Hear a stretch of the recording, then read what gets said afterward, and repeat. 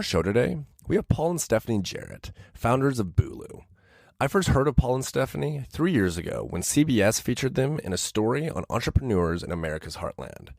After applying for and getting a job at their company when I finished school, Paul and Stephanie turned from role models to mentors to friends. Unfortunately, they had layoffs recently, and I was included in that group of people who lost their job. Our discussion today focuses on the logistics and emotions around layoffs from all of our perspectives. To the regular person, innovation appears to be happening all around us. However, that may not be the reality. Fortune magazine and the Wall Street Journal suggest our country is on the verge of an entrepreneurship crisis. Data from the U.S. Census says that there is a declining rate of new business creation and new jobs from startups and small businesses. My name is Nick Castner, and fixing this issue is outside of my comprehension. But our reaction should be to talk to the outliers, a group of people who share a common goal, to disrupt an industry. Along with Alec McChesney, this is the Commonwealth. Ladies and gentlemen, Paul and Stephanie. Our guests today are the founders of Bulu, Paul and Stephanie Jarrett. Stephanie is the Chief Product Officer and Paul is the CEO. Thanks for joining me today. Thanks for having us, Nick. Happy to be here. Good to see you, Stephanie Jarrett. Good to see you, Paul Jarrett. This has been one of my most anticipated interviews, so I'm excited to get going. Yeah. Anticipated? That's the word you're using? Yeah. I couldn't sleep last night. Yeah, okay. Yeah. Paul shot an email at like midnight, and I fired right back because I was also up. Thinking about this.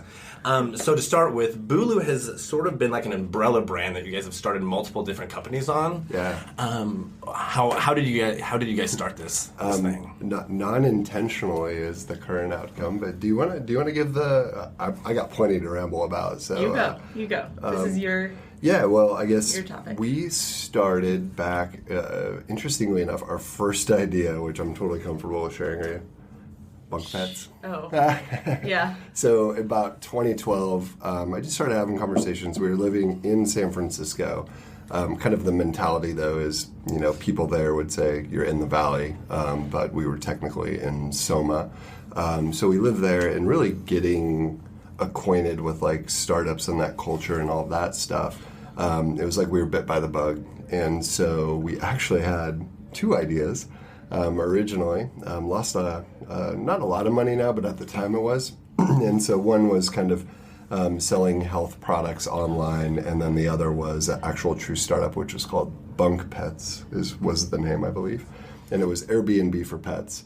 And both of them were like just epic fails. I mean, kind of never got off the ground and just spent money. Epic fails, right. It's hard to call it an epic fail when it never really got off the ground. But right. In terms of an idea that never actually came to fruition, yes. Well, the nutrition thing did. I think that was about $2,000 or $3,000 by the time I was said and done. Maybe, yeah, a little bit. So, so this pets thing you guys actually tried to develop? So we were doing it the total wrong way. So we had no idea what we were doing. Yeah. We were just batting around this idea, and we're like, we're in the world of startups. We're in San Francisco, but we had no idea what we were doing. Our previous experience had all been working at ad agencies, making sure it's perfect, and then launching it. And a startup is like the opposite way, right? What is the minimum viable product? Just get it going, collect feedback.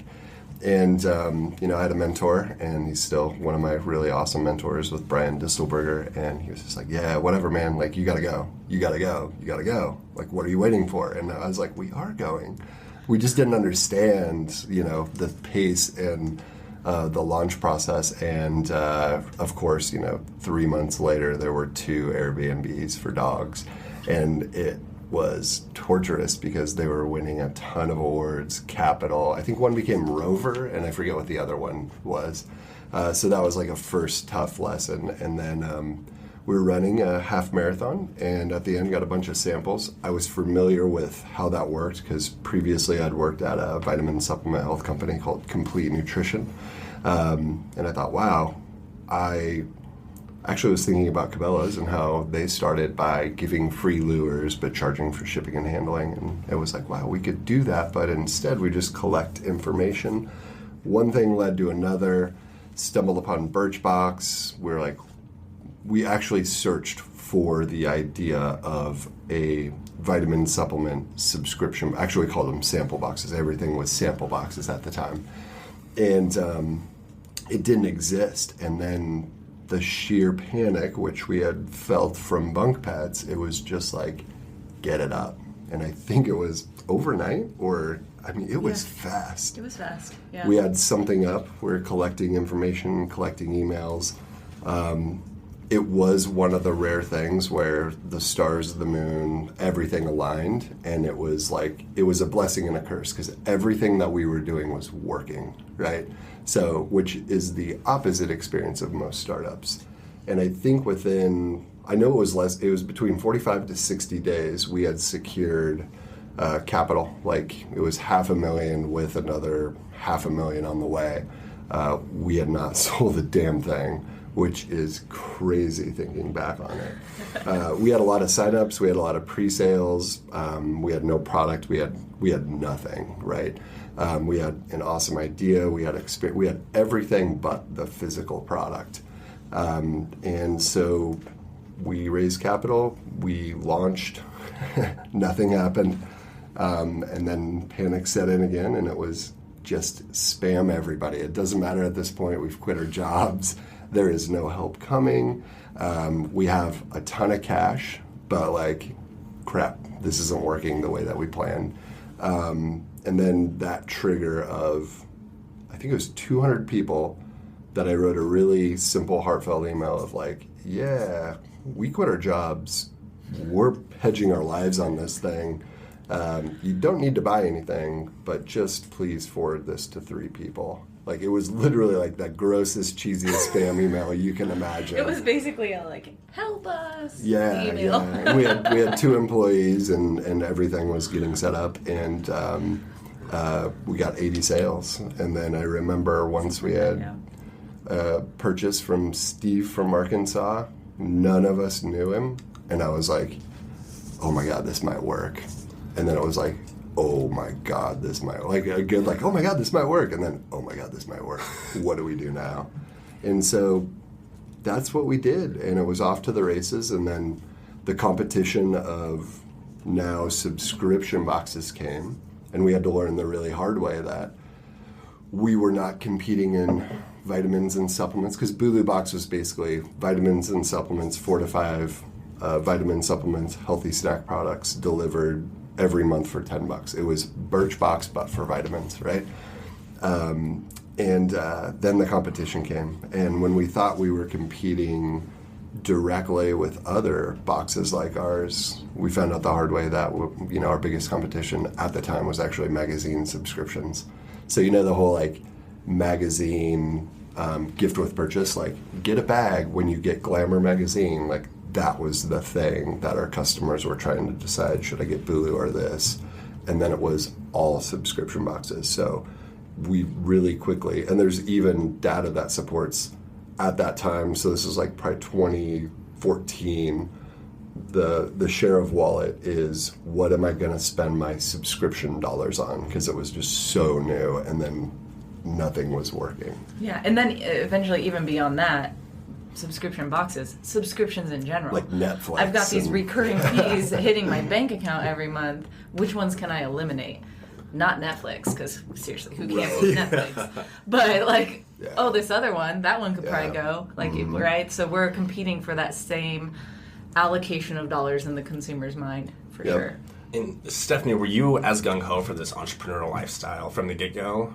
I'm like usually pretty gung-ho for any like adventure, I'd say. That's just kind of my, I don't know, spirit. So if you've know Paul and I, you know Paul's the visionary. I don't have that ability. There's something special that Paul has in regards to like his entrepreneurial vision for Bulu and the current box business, beyond that subscription business, into this big, huge vision. I don't have that. But what I do have is the ability to work with Paul and help take that vision, make sense of execute it, and make it a reality. Yeah.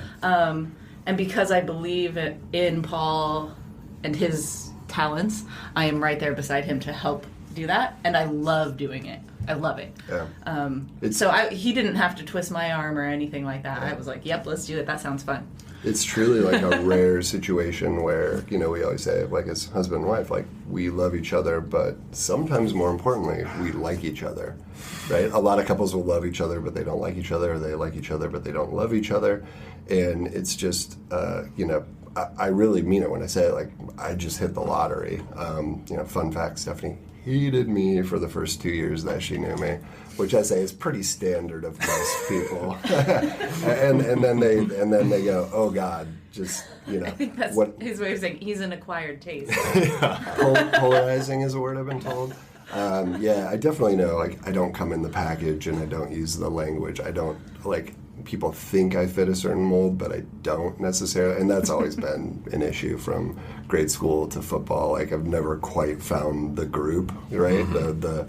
The band of misfits, and entrepreneurs is the closest thing I think that I have to that. And to have a normal, awesome human like Stephanie, and the most fun times that when I think back in regard to work is when we are dumping everything on a whiteboard and you can just see the puzzle coming together, and it is, because literally it turns into like, the conversation turns into this, and then up, and then and it's like not even language, we're just kind of like pointing and shifting things around, and it's almost like a flow state with somebody included, right? Which is cool, because it's like we're playing a sport, and there's like equal players. It's like, I don't know, Curry and whoever he fucking plays. Whoops, can I cuss on this? Whoops. Yes, yeah. So beforehand... Put a chicken sound on that. Yeah, no, you're good. Okay. But it's almost like, like two basketball players getting a flow together, and that's just super fun, because, like, you're going to win the game. It's just a matter of when the clock runs out. So we did that with Bulu Box. It went not good about year 3 or year 4. We scrambled and built Bulu Marketplace. We thought that was the future, which it was simply LinkedIn for consumer packaged goods. What's a consumer packaged good? So it would be, vitamin packages, gum packages, Halloween masks, anything kind of you're going to, loose. This isn't fully true, but a good way to think about it is anything you're going to buy in like a bricks and mortar store that won't expire soon. That's like an easy way to think of it. So this marketplace, what did it do? So the buyers who would work at Target, Shopko, etc., never really had any access to product other than somebody coming and pitching them. And once we really understood that, you hear about the process, but then you watch it and you're like, this is ridiculous. Like, somebody has to go bring a product, pitch their life off, and then the buyer can buy it. And if it doesn't sell, they just send it back, and that person gets the number of people that get screwed trying to get into bricks and mortar retail is painful. And I'm talking like lives ruined, right? And so we had this ability to like connect people and make better decisions. That at the time we truly believed was the future. There was data elements, there was also sorts of other cool stuff. And, and real quick, speaking of data, the kind of evolution from, you're like, what did Bulu Marketplace have to do with Bulu Box? Like a subscription box into this, like, dual-sided retail buyer marketplace? Like, where does that make sense? And what we found out is through Bulu Box, we were getting all these samples, getting them into consumers' hands. They would fill out surveys about those samples. So the retail companies, the manufacturing companies that were sampling products in Bulu Box were using the data they would get from that sampling to help them land on shelf at places like Walgreens or Target or whatever it is. So that's where we saw an opportunity. Like, we've got this data and information about a product that's useful for retail buyers to determine whether they want to buy a product. And it kind of evolved into like, how can we create a marketplace where you can easily post and share that sort of information that buyers can then. And I remember the day I got from Felicia at Walgreens just this email like, hey, we've met at a conference. Can you sample this product? Like, we don't know why this isn't working in our store. can you sample this and give the data back? And I was like, oh, whoa, like we have something here, because buyers don't reach out to anybody, right? And that was, I still truly believe like Bulu Marketplace was $1 billion idea, like absolutely deep in me, I believe that. We made a terrible miscalculation on the type of developer that it would take to operate, basically the overhead for the type of developer. It's a really expensive kind of data insights. It's a very specific skill set to run and build that thing. And so here we are sitting with Bulu Marketplace, $1 billion idea. We got to 2,500 subscriptions really fast, but we just couldn't make the math work. And then we have Bulu Box, which basically turned into this thing of other people wanted to do boxes, and so we started doing private label subscription boxes for other people like GNC, right? And so, really the decision point came with, we can't do both of these. The $1 billion idea is awesome, but it is burning cash extraordinarily fast. And the growth is slow for that product. Unless we got a huge cash infusion, which given our previous funding activity, we didn't see that as a path in the near future. It was so it was burning we cash. Definitely were not going to be able to secure capital enough, which hindsight at that moment at that moment. And the cool thing though is it was growing slow, but nobody was canceling. There was very little churn with it, right? But then we had Bulu Box, or Bulu, if you will, doing the private label thing. And that thing we are not touching, and it is just taking off profitability like wildfire. So private label, what's that? So we'd have the same way that with Bulu Marketplace, we're having buyers coming to us saying, can you help us understand products? On the flip side, and I don't know why I didn't see it, we had people physically and aggressively and trying to get through to us to say, hey, tell me about subscription boxes. And somehow the advice that I received was, don't talk to those people until they offer to buy you. And somebody else said, yeah, I think you should, you're smart enough to have that conversation and not give away the farm. And so, in those conversations with those people, they would ask questions, and then I was like, I remember I'd cringe when I'd say it. I was like, would you like us to do this for you? And they're like, oh my gosh, you would? And then we had a number per box that we would charge, and everybody was saying yes. So, here we are running out of cash.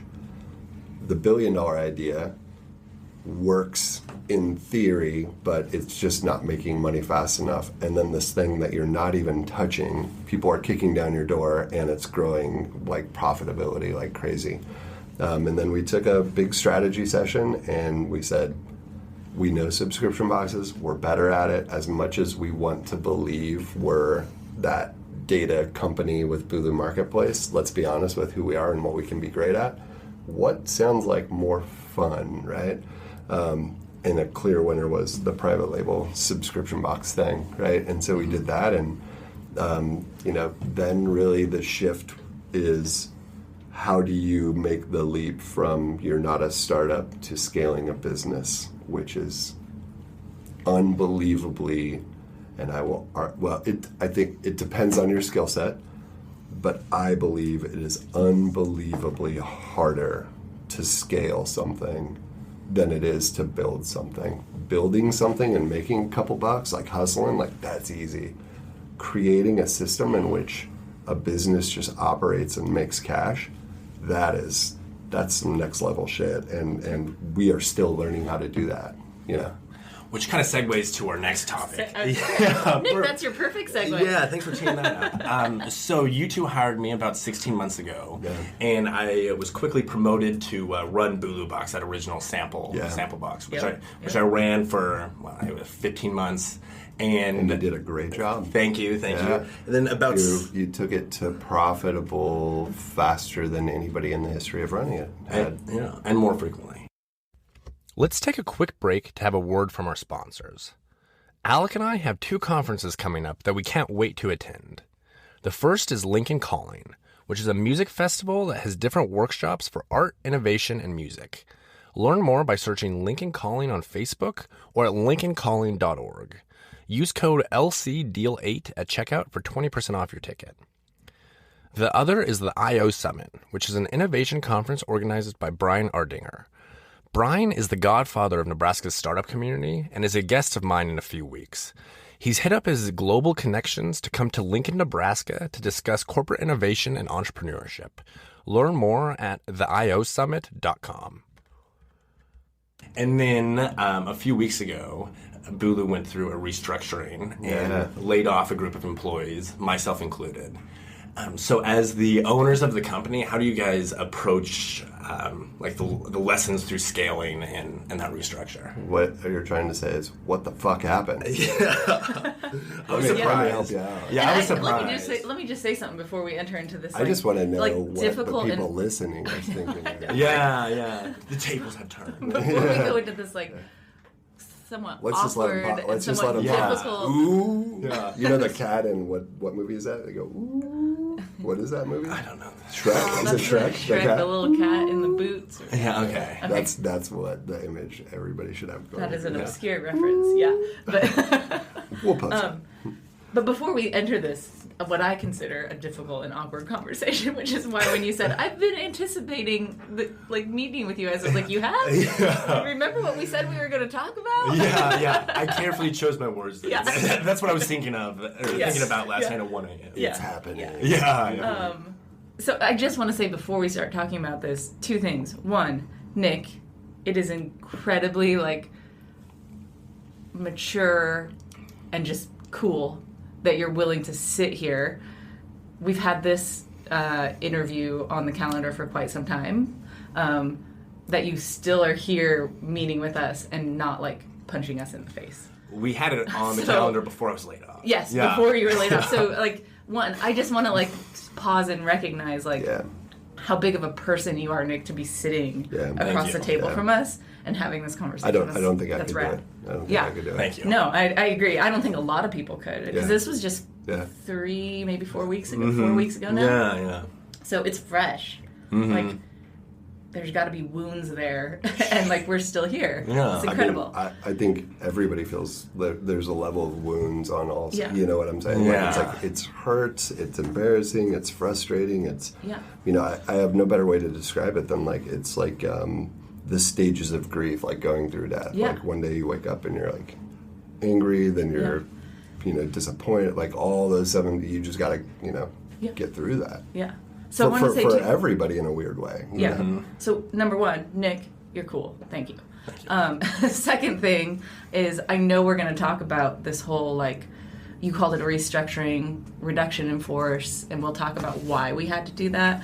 And I know we're going to talk about that and probably focus on the entrepreneurial perspective. But what's unique is we also have Nick here who can talk about it from the employee perspective.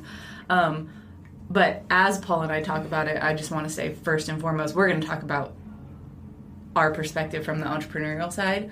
I don't want anything we say to detract from the fact that the people it's hardest for are the people that were let go. Yeah, absolutely. So as we talk about this, Yeah.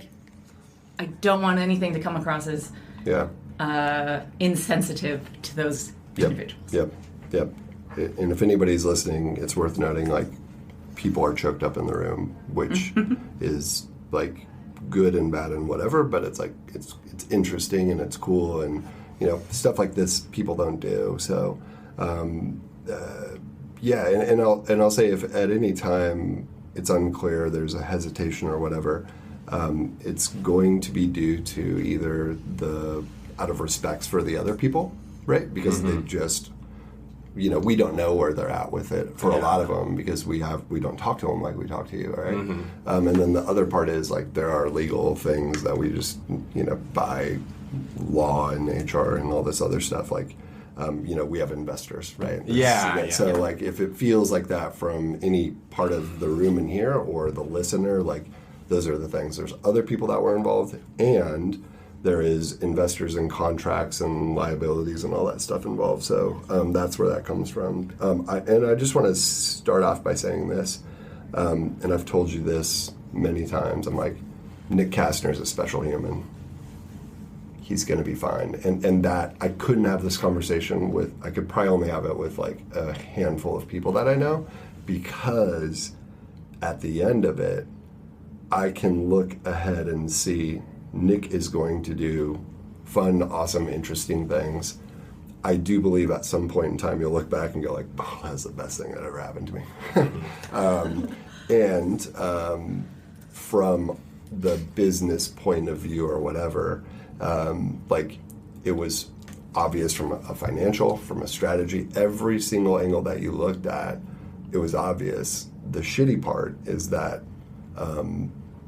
the moment of realization of when you go, oh my God, this, like, how did we get here? How did we end up here, right? So just before we dive into the conversation, I think that's worth it. So would you like us to start, or do you want to start? You start, I guess. Oh. What were we going to say? Oh, no, I was just saying thanks for letting us state those things beforehand. But yeah, now, of course. And please, we're ready for your interrogation. Yeah, the last thing...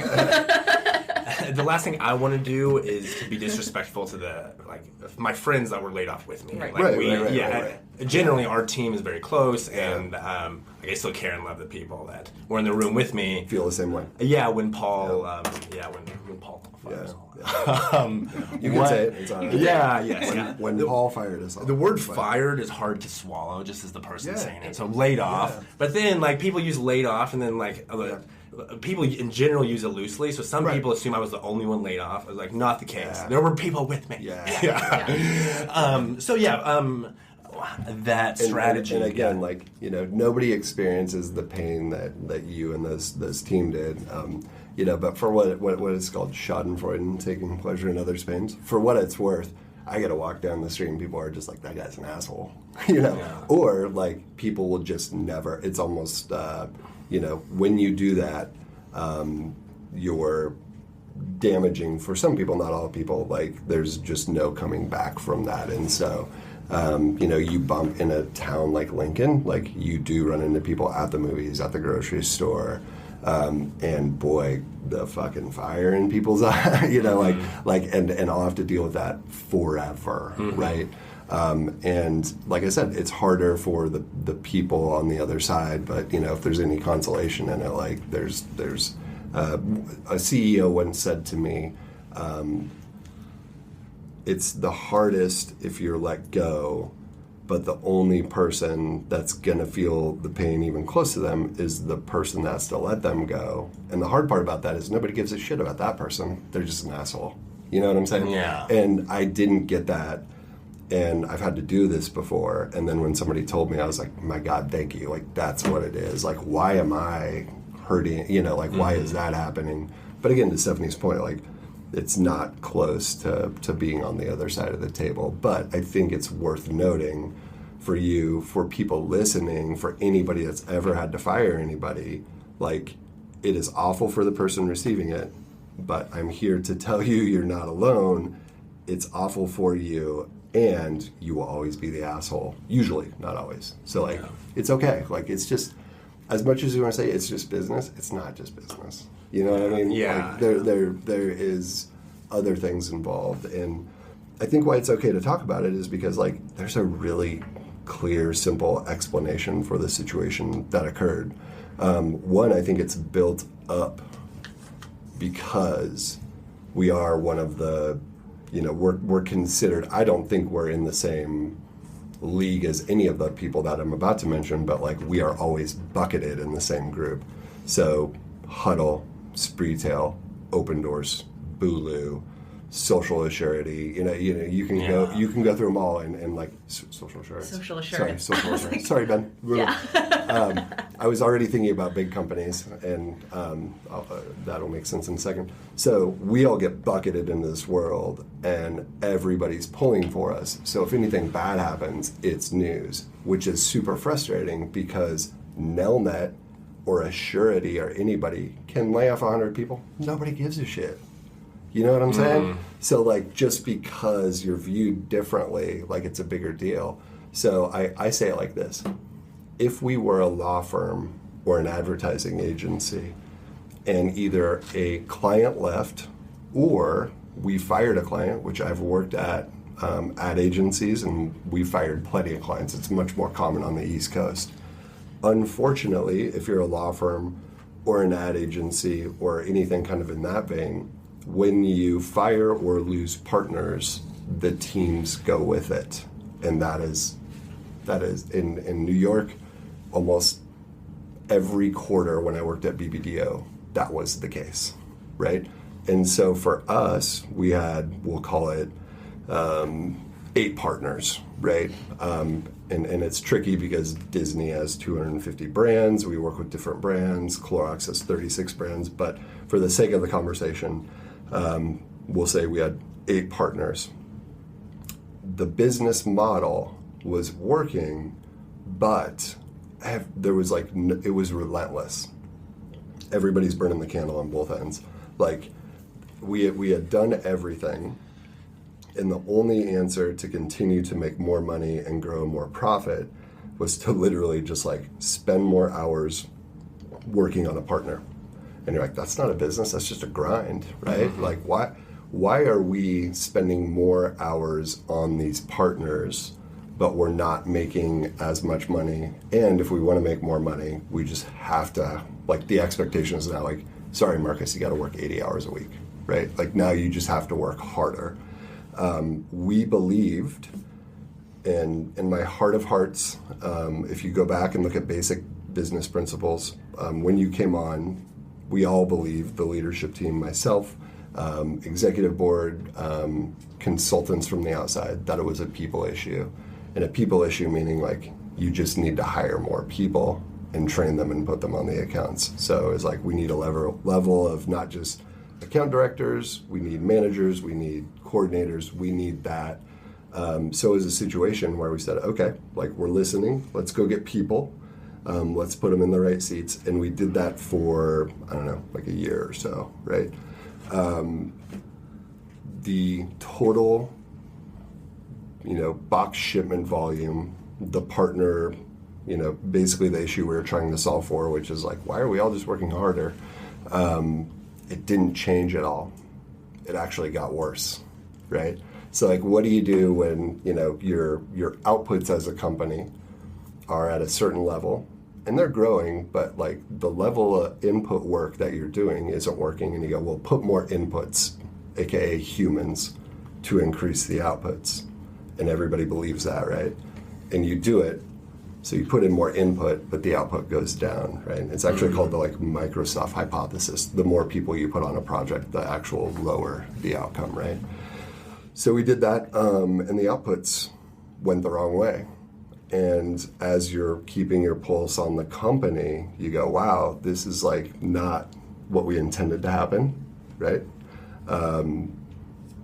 Let's try this, let's do this, let's shuffle people around, new kind of organizational chart, let's do whatever we can.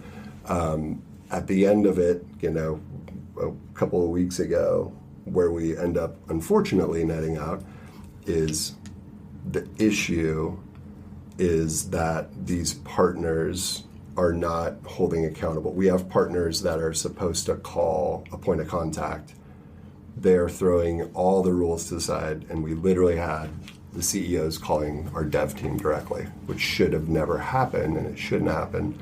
And as you try to figure out why that's happening, you're just they're just not following our rules. They're not following our playbook. I can call a CEO and say, do not do that thing. Don't call our people. Don't do this, don't do that. And then the next day they're doing it. And so you go, we have a partner issue, right? That is sucking up time. So we need to create that time. We basically we need to not work with the people that don't follow the predetermined set of rules, which is hard for you to see because you were running Bulu Box. Mm-hmm. That's a different situation. You didn't have to deal with a partner, right? So in that we said, okay, well, who do we need to, what partners do we need to get rid of, and what do we need to keep? That was clear as day. The multi-billion-dollar Disneys, Cloroxes, etc. Those are the people that you keep because they are not only paying well, but they are trying to give us more work but we can't do that work because the smaller partners are sucking up all the time. And I remember the moment that I believed from a financial perspective, strategy, because that it replays a million times in your head. We had our smallest partner, and there was a basically like a technology thing, and then we had Disney launching a website the next day. And I walk over to the team and I'm like, how's the Disney website coming? Because we're about to launch a product, whatever. And they go, well, we haven't got to it. And I'm like, well, why is that? And they're like, we need to do this thing for this partner. And I was like, whoa. So and I look at the queue and I look at everything going on and I'm like, so somehow we've justified do more work, lose money on a small partner versus do the work and grow for Disney. This is a serious issue, right? And so you just step in and go, don't do that thing that doesn't make us money. Do the thing that makes us money, and they're trying to give us more money. Well, but there's a deadline, and I'm like, I don't care. Do this. And that was a moment when I'm like, damn it, we gotta fix this. So we did an analysis. We took the small partners that weren't doing high volume, and we drew a line. We said, if we get rid of these partners, then we will be able to focus on the big partners. Unfortunately, there's a team that went with that, because had we had kept the team, then 3 months from now it would have got bad, 6 months it would have got worse, 9 months it would have been really awful, 12 months we're dead, right? So it's if we make the decision now, we got a year to course correct and run the business. If we don't make the decision now, we're just going to be losing money, and people operate differently when they're running out of money, right? So the business decision was made. I executed it. It sucked. It was awful. It included 8 people. So technically, from a business point of view, being that we have the full-time equivalent of over 200, sometimes seasonally 250, because we have a warehouse full of people. So it's less than 5% of the people at our company we let go. And really what that boils down to is anybody that was associated with the accounts that weren't doing high volume went, right? Sucks, but again, that's why I say, just like an ad agency or law firm, if you lost or got rid of the partners that weren't doing well and actually losing you money, that's the decision, how that's made, right? Then we were able to create time, and with that time, we are, we just kind of finalized the new playbook, but the parameters that we set forth between new partners coming on and us, there's a lot of you can and can't do this, and there's repercussions attached to it. So let's say, for example, a Nike comes on, right? Very real possible scenario. Maybe not Nike, but other brands related to them, which have been in our queue. That's the other thing, is new business had to come to a total standstill because there was nobody to give the work to. Mm-hmm. So we literally have companies, not Nike, very similar to Nike, other companies very similar to Clorox and et cetera. We're telling them we don't have time to talk to them, which is crazy, right? So before, which we're now finally starting to re-establish those conversations, but before we do that, creating time is one thing, but the true issue that we figured out after we had to kind of course correct and let people go, which in business terms is called, at the size that we are and what happened, it's literally called nothing more than a right size. That's the technical term. It doesn't feel like that's what it was, but if we want to get business technical, it was a right size. We let go less than 5% of the people. We right sized because we got rid of the bad clients. I shouldn't say bad. The ones that we should never have brought on in the first place, right? Which I guess we'll talk about that in a minute. I'm almost finished. I have a lot to say on that. Yeah. And then what we've figured out in really the past, 16 days, 12 days since it's been? 2 weeks. Yeah, 2 weeks. That we actually brought in a consultant for a 2-day session, and we said, we think what happened is we didn't have enough time, but that doesn't feel right, because if we bring on people, there's still going to be the ability for the client to eventually drive, right? We think it's a process thing, but we have a lot of process in some areas, none in other areas. Help us understand if what we believe is the issue is the issue.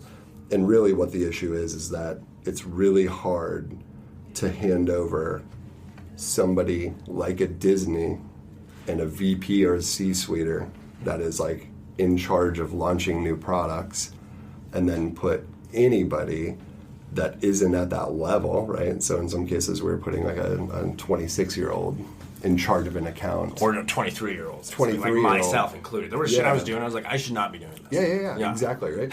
Right? And there are parameters, but what you learn is that in a process, you can create parameters, but if the partner doesn't have or understand the repercussions, all that happens is it gets drug along until it nuclear bombs. So that's what we have diagnosed was the true issue. And can I just elaborate on that? Yeah, go for it. Because that's part of it. Paul's saying the partner wasn't. Which I should say, all comes back on the CEO. It's on me. Yeah, but the partner can only be held to the parameters that we set. Right. And the bigger issue, the bigger issue, or the scope of work. Yeah.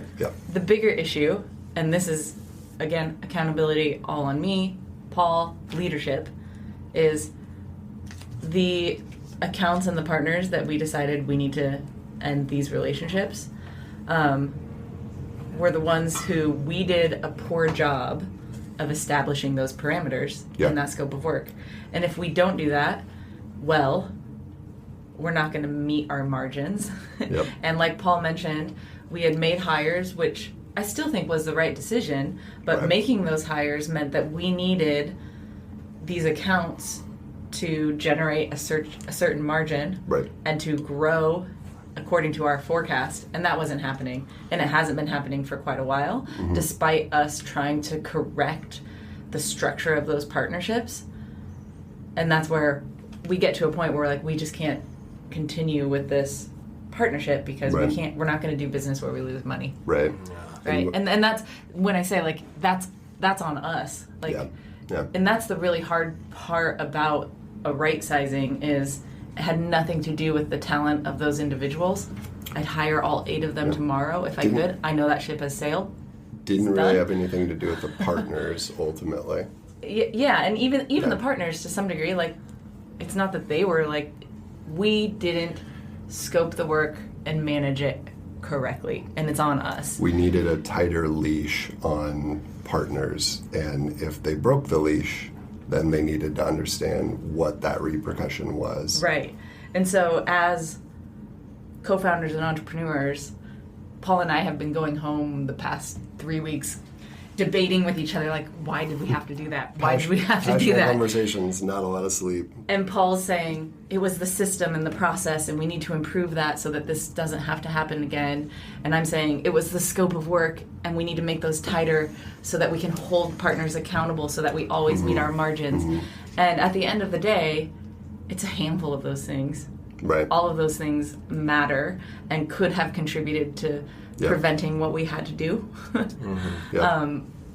And so that's what we're trying. We're trying to fix all of those things now so that we don't find ourselves in this situation again. Yeah. Or at least for a very long time. It's business inevitably will grow and not grow. And, there is one truth. All businesses die. That is there has never been in the history of the U.S. a business that hasn't died. I think the world, and it's just a matter of time of when that punch card comes up, right? In our case, we're just at the beginning, and I would say we just put the cart before the horse. And the proof is, you can take somebody like a Brianna that has experience with scopes of work. She's done it for decade plus. And so, when that step is scope out the work, she already knows what scope creep is, how to hold people accountable, how to say no when a partner pushes, right? She has that experience. You take somebody else that doesn't have that and you just say, develop the scope of work. They just hit up Google or whatever it is, or they have a template of a scope of work that we have, and they get it as tight as possible. But it's kind of like the art of keeping a partner in control. There's a real true art. We used to define it as like, man, we need people that influence the partner more. And it wasn't that. You could have that, but if you didn't have that experience, you can't really influence somebody based on your experience with scopes of work. And it turns into, I just need a template. And also, I don't know if you remember this, but for those in the room that remember, one time we were having our huddle up, our Monday morning huddle up kind of status meeting, and I heard everybody saying Sal, SLA, scope of work, da-da-da-da. And I go, wait, time out. Because I looked around the room and I saw people, a few like confused faces. And I go, do you remember this? I go, are we all talking about scopes of work, SOWs? Do you guys remember that at all? Yeah. And I go, and they're like, yeah. And it was kind of like, yeah, shut up, we're working. And I was like, no, I think this is important. Because what I hear right now is like different vocabulary, different definitions, a different understanding of what the Bulu scope of work is, right? And that moment, that was the core issue that like revealed itself. But it just is that you had to address other things first. But I didn't know it at the time. As I look back, I'm like, that was what it was. Yeah, so I kind of have two follow-up questions based on that. You should have way more. Yeah, well, yeah, two that I have written down. So I knew at an all-team meeting, we had a list of clients, and I knew my box program fell below the line you mentioned. Yeah. I was surprised when I showed up to work and there were only 8 people there, and then you call us in a room and fired us all. Mm-hmm. How did you why was I surprised? Like, how do you go about communicating that to the team? Because I'm sure that the decision wasn't made the day prior. Right.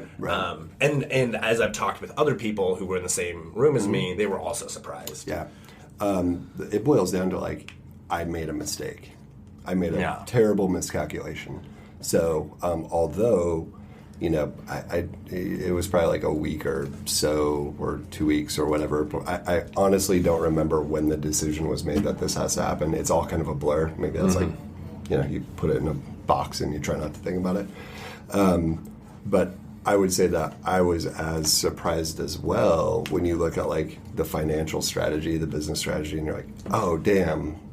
Denial is probably a better word. Like, I can't be out there.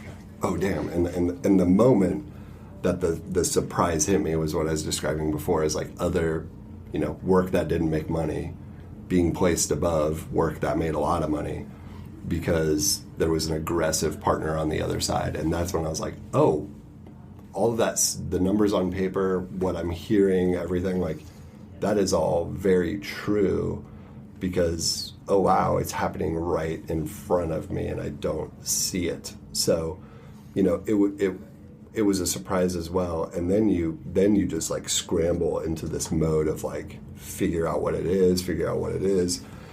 And then when there's no good way to like let people go, right? If we had been running a system and it was based on a business issue, or if it was an issue of like, did somebody get their job or want their job or have the skill set and ability to do it, were they culturally not a fit? We have a system in place with the 3 strikes, right? Like where people can course correct. But in this situation, there was literally nothing anybody could do to fix it because we had to create time and have time to fix that scope of work issue, right? And so as you go through the process, you go based on experience, you go talk to advisors, you go talk to legal, you go talk to HR, you spend all of your time figuring out like, what's the best way for, I tend to lean, and hopefully my actions show this, I lean more towards what's best for the person that's getting let go. Lawyers, investors, whoever will lean towards what is the safest thing for the company. The worst thing you can do is say, what's best for me? How do I protect myself? That's my opinion, right? Yeah. That's the worst thing to do. So you kind of have these buckets. You're going to throw a nuclear bomb, and there's going to be fallout from it, right? Like, where do you want to put your efforts? And I think the asshole thing that most companies do is they go, just protect the company and then protect my ass, right?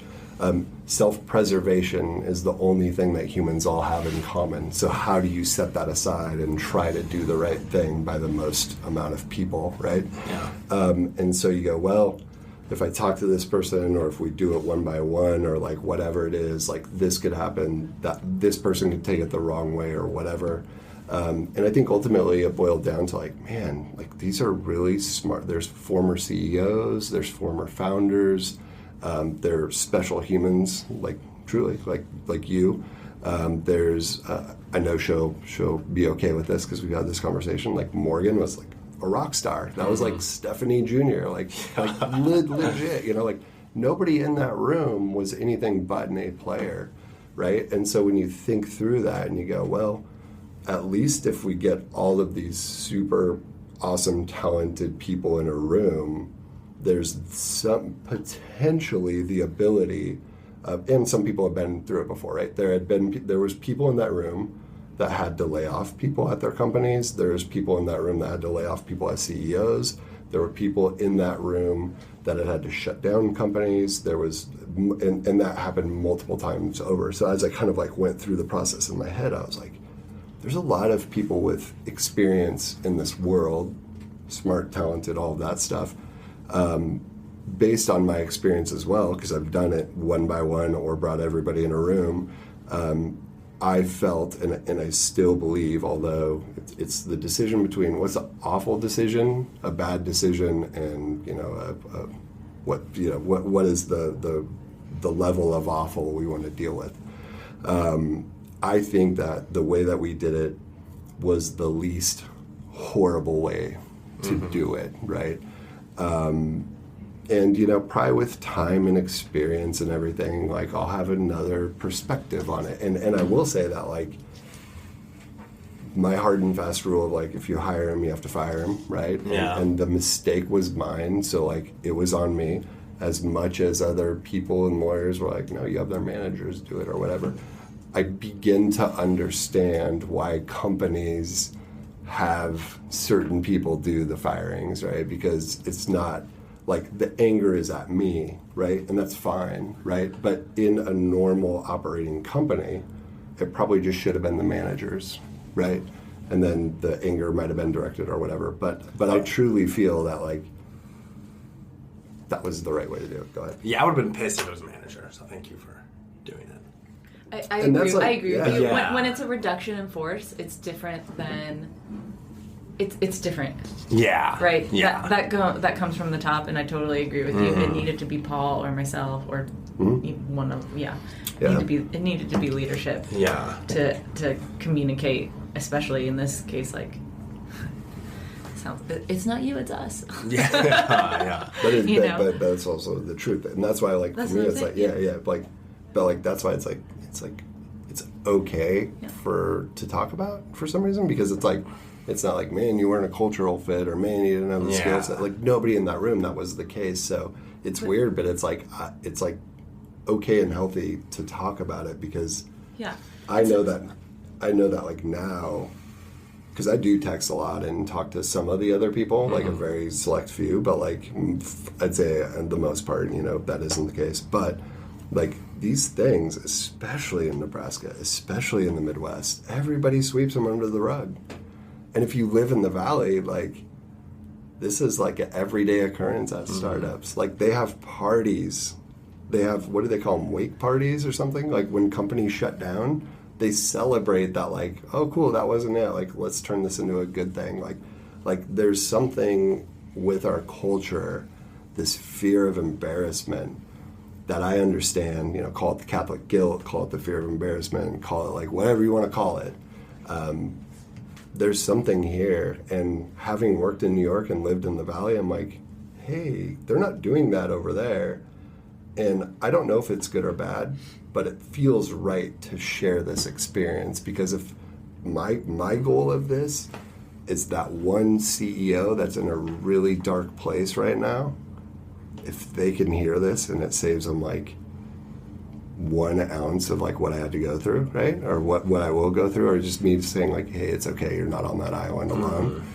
That's my goal with this, right? Like if I can just help one person, and we don't talk about that here, and that's frustrating because I'm sitting there going like, my God, does anybody else feel this way? Is anybody, and pipeline is the closest thing that I found to that, but it's hard because, you know, it's just not readily available like it is. And all my conversations on these topics end up being with people on the West Coast and East Coast. There's nobody like I can sit other than Stephanie and some other people, but I'm saying people that have gone through it. It's hard to find here, and it's really hard to find to like get them to talk about it, and it's almost impossible for them to have like an authentic, real conversation. They're just have that thing up that's like, protect my ass, say what I'm supposed to say. And I'm like, fuck that, man, just call it what it is. Yeah. Just call it out. Just say it. Just say, I fucked up. Yeah. All right. What other questions? Yeah. I was hoping you would talk a little bit more, because you started that question. We've been talking for a while, but you started that question with, in the room that day. Yeah. You felt surprised. You think you used the word surprise. Surprise. Yeah, I was surprised. I would love for you to like share how you felt. And I'm not sure we addressed the like, why did it feel like a surprise to you? Yeah. So I guess to start, when your my circumstances are different than everyone else in the room. Yeah. I'm a single guy who's 23. I'm living in so Chrissy is Stephanie's sister. Chrissy introduced me to a friend, and I'm living in her basement. Yeah. I have no kids. I don't own a house. So when my first response, and I was working on this podcast part-time. So my first response was like, oh, this is a good opportunity to focus on the podcast. However, as the reality hit me, and I had that up until all my shit was in the box, like leaving the office, which sucked. But like so I helped Paige put the boxes together, and pass them out to everyone else in the room, and then put my shit in the box. And it was a liberating feeling that I could do whatever the fuck I wanted, you know. And then as I quickly realized, like, I think people in general tie their personal identity to the place they work for. Yeah. And I had done that with Bulu pretty extensively. Yeah. And there were the smallest things, like saying that you guys launched a box for Disney. We did not. It was Bulu. Or not having, like, when people ask me what I did, I'm a journalist, but then they ask where I'm reporting for. Oh, I just have a podcast. Like, instead of saying I work at Bulu with the biggest brands in the world. Right. So that sucked. And then, like, seeing a loss of identity. That makes sense. Yeah. I thank you for sharing that. I've never thought of it from that point of view. Yes. And then there was also just small shit, like, when the Disney box launched, the fucking t-shirts are amazing. Buy it, DisneySubscriptions.com. But you get a really cool t-shirt, and everyone posted on Facebook wearing a t-shirt. And so, like, just like this, and I was looking forward. Thought I was getting moved to the Disney account. What? You can have mine. Okay. Large. You can burn it if you want. Okay. So small things like that made it difficult. And then since then, like, my emotions have pandered between, like, being excited because I can do whatever I want, and I've been picking up odd jobs to cash flow this project, pulling weeds at some guy's house or setting up tailgates, and I get to talk to the most interesting people I can find about topics I'm most interested in. Yeah. So that's really cool and exciting, and I'll only be 23 once. Yeah. On the flip side, all the uncertainty is very stressful. The terror, there's terror to it. Of like, eventually I've scaled down all my expenses, and I'm gonna move in with some buddies in Omaha, and don't have a consistent cash flow. Yeah. So that terror sucks. However, my general takeaway is like, I have tangible experience. Working with Disney, like, I was helping manage projects and product launches. I created display ads and Facebook ads for Crayola, and I was in brainstorms while thinking of products for BuzzFeed. And that experience no one can ever take away from me. Yeah. I am a better person and more equipped employee, and will do better in life because I went through that and worked for you guys. Yeah. That's awesome. That's, like, incredible insight, and I hope everybody. I mean, I just learned a lot, and that's awesome. Okay, what were we gonna ask? That's like the healthiest response I think I've ever heard from someone who had to go through that. So, and Nick, Paul and I, when you worked with us at Bulu, we've had conversations about you that like, Nick's not going to work here forever. Yeah. And not because we didn't want you to, but because he's an entrepreneur at heart. It's only a matter of time before he gets too antsy. Yeah. And I love that we were giving you the experience to work on big things and do that stuff and all that, but like we knew we're like, it's only a matter of time. It's a tiger by the tail. Before he gets bored. And it might have been premature. You maybe had more to learn and all that stuff. But we felt like, I don't know if you would agree with this, but we're like, eventually Nick is going to get bored. He's going to want to do his own thing. And it's going to be fun to watch and see what Nick Castner does. Yeah. And I feel that way now. Because when you tell me what you're doing with this podcast and everything, I'm like, damn, he's doing everything right. Like, he's doing everything right. And like I said on the elevator on the way up here, that does mean a lot, specifically coming from you, the marketing genius behind Bulu. Can I share what I told you about your interview process? If I butter it up. Yes, yeah. Keep it clean. I do have like a final question I ask all guests, but like so like that's coming. Yeah, so go. Yeah, absolutely. Well, one, like, thank you for sharing that. That's awesome. That terror that I can relate to, right? Like that terror of like, where is this going to come from?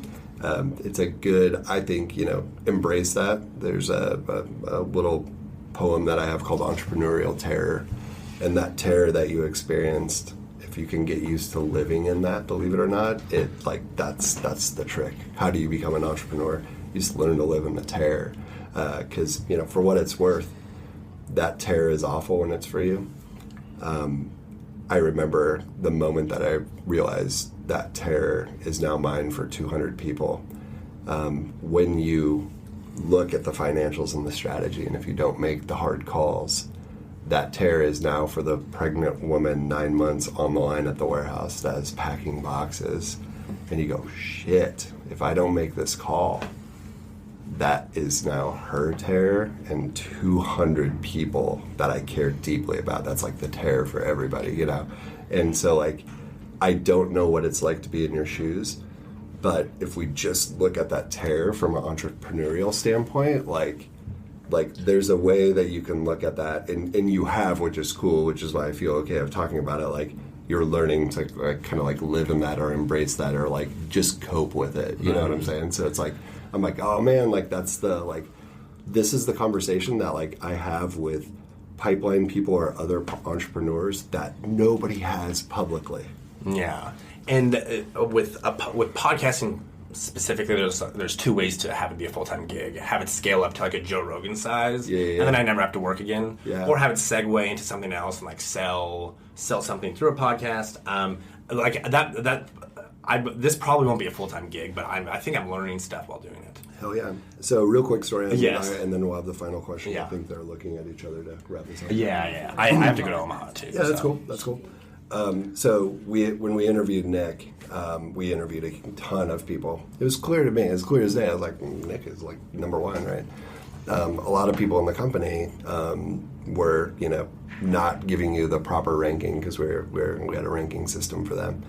And I was so confused, and I like asked a lot of people, and I'm talking like the company, and then remember I came home to you, and I cut off the names, I said, will you just read these resumes? And you're like, here's one and here's two, and I'm like, that's what I thought, right? Oh, yes. I was know like, what you're talking so about now. You lost me for a second. I do remember that. Why nobody sees this, and I'm asking Brian, I'm asking everybody, I'm like, where am I missing? And then it hit me, I was like, oh shit.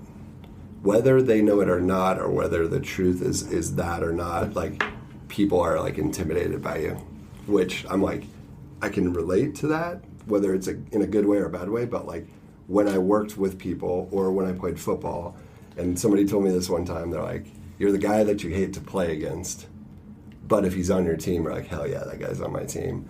And so like that is nothing but the utmost compliment of like, man, that's like what an entrepreneur, like what that person is, when you're like, I don't know what it is, but like I don't want to work with that person. Or like, oh, like you're kind of scared or intimidated or whatever that is, because that person's learning loop or whatever it is going to be much faster, And our false narrative in our head is like, let me hire somebody that I can tell what to do. And you're like, that's the wrong way to think about it. Hire somebody that can take your job someday. That's, to me, the right way. So anyway, that's just a side note. You can edit out. Final question. Thank you. Yeah. So the theme of my show is encouraging more entrepreneurship and innovation in the Midwest.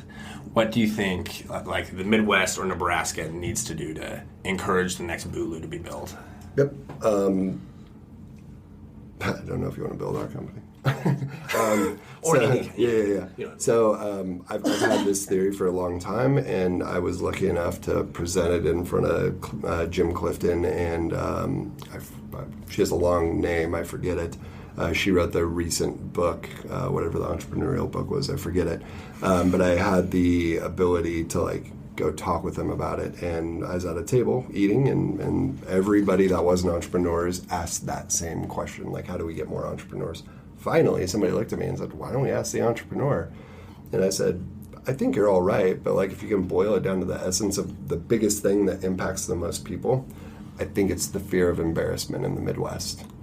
It's this fear that I gotta tell everybody I let people go, my business failed. That fear, I get it, it's terrifying. But I believe if we do things like this podcast, if we have conversations about it and go oh, it's okay, it's totally normal. That terror is normal, right? That's if it's 0.001% more encouraging to have people hang in there, or if it's what they need to hear, that, Bulu isn't perfect. We mess up all the time. Go look that fear, go look that terror right in the eye. And it's why our number one core value is fearless, because I think people in the Midwest as a whole are so terrified of being embarrassed. So screw that. It's not as bad as you think it is. And really, I always say you have two ways to look about it. Oh man, don't worry, nobody cares about my shitty little life. Or you can say oh cool, nobody really cares about my shitty little life. They'll listen to this podcast, they might think for 6 minutes total about it after the end. They might glean one thing, but that's that. Nobody is going home every night for a long time worrying about what anybody else is doing. And if they are, that's a problem they need to address versus what's better. Let's just come out with it. Let's just say it. Let's just look that in the eye and go, hey, if you're thinking about starting a business, there's going to be terror. It's okay. It happens. Just work to get over that fear of embarrassment. Just take the first step and it'll work out. I totally agree with Paul. Yeah, you and I talk a lot about fear and embarrassment, so it's not strange that fear of embarrassment, excuse me. It's not strange that we're on the same page with, that's the number one thing. Okay. And it tends to be, I think, Midwesterners in general tend to be a little more risk adverse. So I think it's related to that fear of embarrassment. So the good thing is in Lincoln and then even in the wider community, there's a good support system of entrepreneurs. But the more we can share these types of stories, Paul and I just talked about a pretty embarrassing time for us in our company where we had to right size. Probably the biggest for me. We let personally. everybody down. Yeah, it's a big failure on our part. Yeah. It's not those 8 individuals. It really is the biggest because we were just so sure and we were so wrong. So talking about those things, being open and honest and sharing our vulnerability about it and working through it and coming out on the other side, hopefully that inspires people to be this whole entrepreneurial thing that I've had in the back of my mind and I want to do so bad and I haven't taken the leap because it's scary and what if it doesn't work? That's embarrassing. Hopefully they see that you can get through it. And hopefully we're examples of that. So and it doesn't just go for the entrepreneur. That I still learn even recently, oh man, when I mess up or when word gets around about this, my family is embarrassed. You know what I'm saying? Mm-hmm. It hits different levels. Yeah. And so I gotta answer my pops, I gotta answer my sister, I gotta answer my friends that are why are these people applying here or whatever? And you're oh my gosh. But that's part of it, and that's why, it's good to say, don't worry, it happens. And, you got Dunlap at Nelnet, that's probably if he ever listens to this podcast, he's probably thinking no shit, that's business, right? But there was probably a day where it's hard, and you got to make that transition if you want to become a great business person, not just an entrepreneur. Right.